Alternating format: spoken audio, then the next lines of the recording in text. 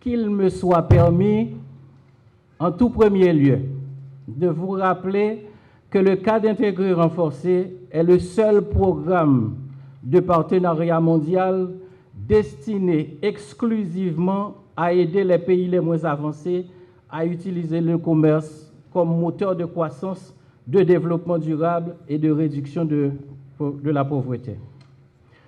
Depuis avril 2013, le cadre intégré renforcé assiste techniquement et financièrement le ministère du Commerce et de l'Industrie à travers plusieurs projets.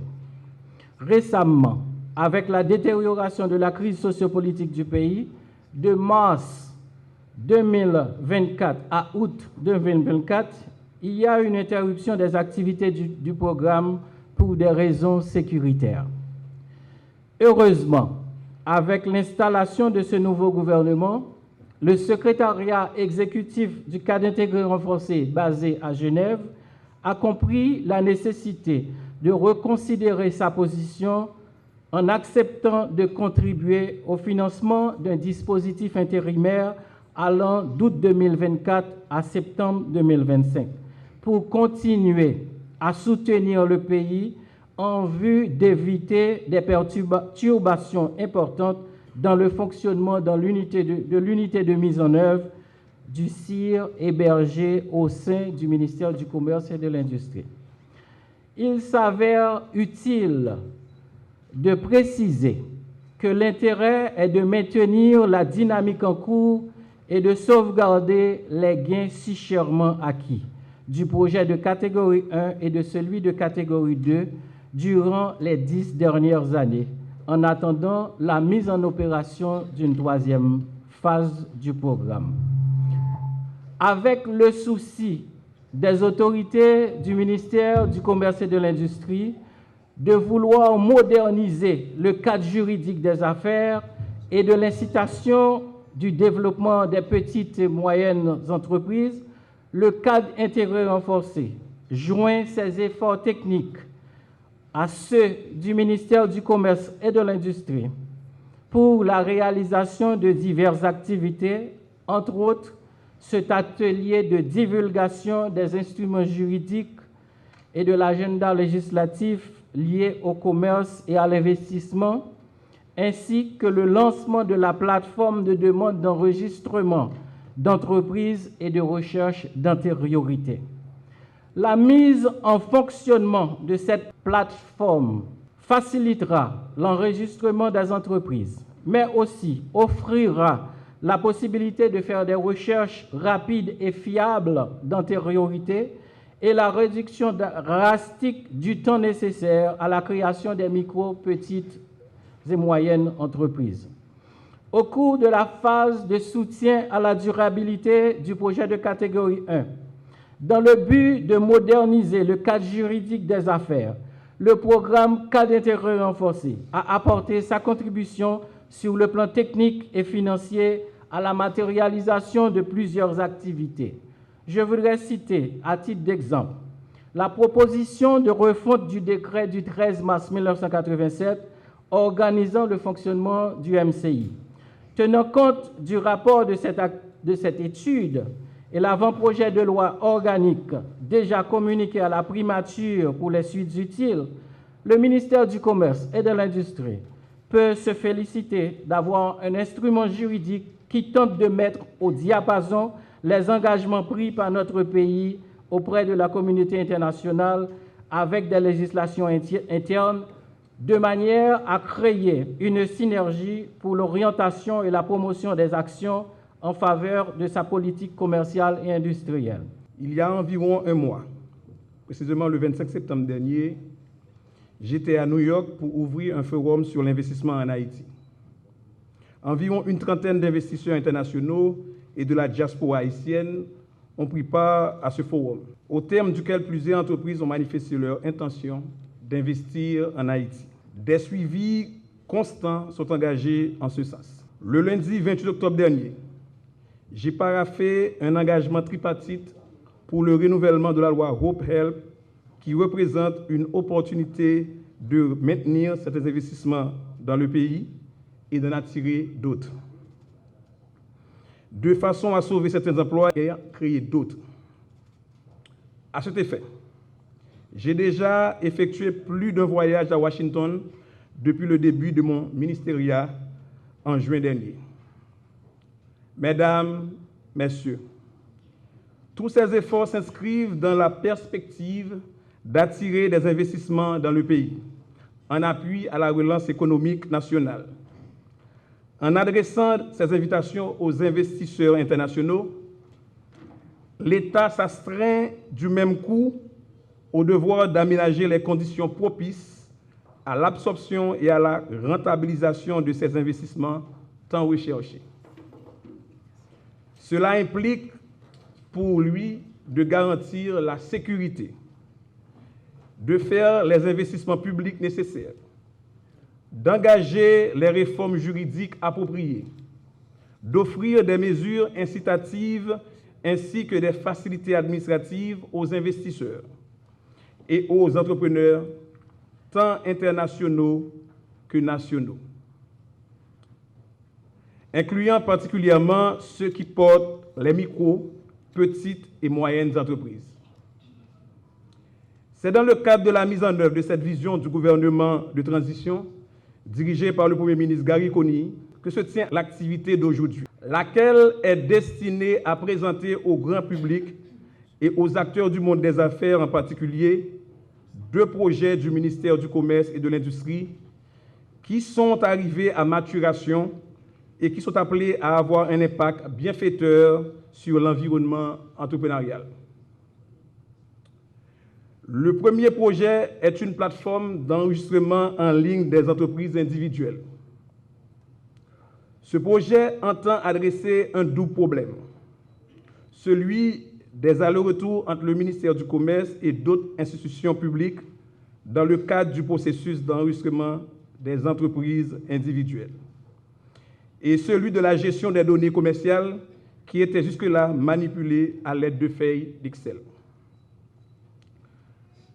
Cette plateforme, qui fera l'objet d'une simulation au terme des allocutions d'ouverture, se veut d'être un outil novateur qui facilite l'enregistrement des entreprises, tout en offrant la possibilité d'une recherche rapide et fiable d'antériorité sans besoin de se déplacer.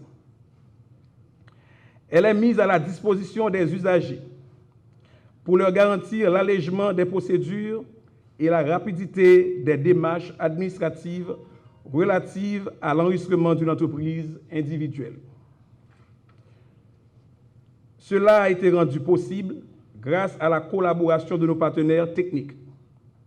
Je pense notamment à l'Office national d'identification, la Direction générale des impôts et la Digicel, qui ont contribué à rendre cette plateforme pleinement effective en permettant d'intégrer les demandes d'enregistrement, le paiement des frais de dossier et la collecte des taxes.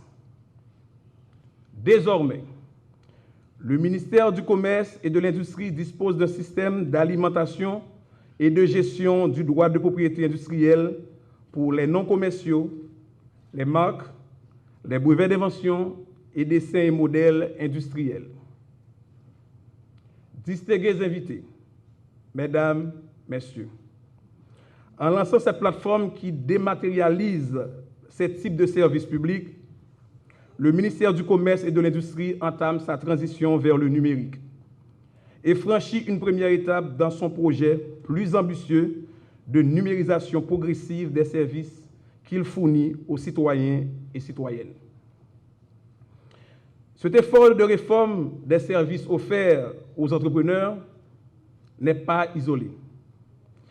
Il est associé à une vision plus large de modernisation du cadre légal des affaires, d'où la présentation et la divulgation aujourd'hui de l'inventaire des instruments juridiques et de l'agenda législatif prioritaire lié au commerce et à l'investissement. Cet outil, qui est le second projet que j'ai annoncé au début de mon discours, a été réalisé grâce au soutien technique et financier du cadre intégré renforcé CIR. Il consiste en un diagnostic complet et actualisé des normes juridiques nationales et internationales relatives au commerce et à l'investissement. Il y a des gens qui sont capables de dire qui ça primature a fait jeudi, 31 octobre 2024. Dans la conjoncture, côté tête fait mal, tout le monde c'est insécurité. Côté la police avec l'armée, a goumé sous au moins 5 à 6 fronts. Côté en pile, monde désespéré, a quitté la caille. Côté monde qui dans le secteur business, commerçant tout, yo en grande détresse, soit parce que c'est à produire pas une route pour transporter, soit parce que l'activité économique yo baissé en pile. Qui ça n'a fait aujourd'hui pour que n'a parlé d'investissement. Presque certain Premier ministre pays, Dr. Gary Coney, s'il était là, il a dit justement, si aujourd'hui nous avons un gros problème de sécurité, parmi les raisons qui fait ça, nous avons une population jeune, très jeune.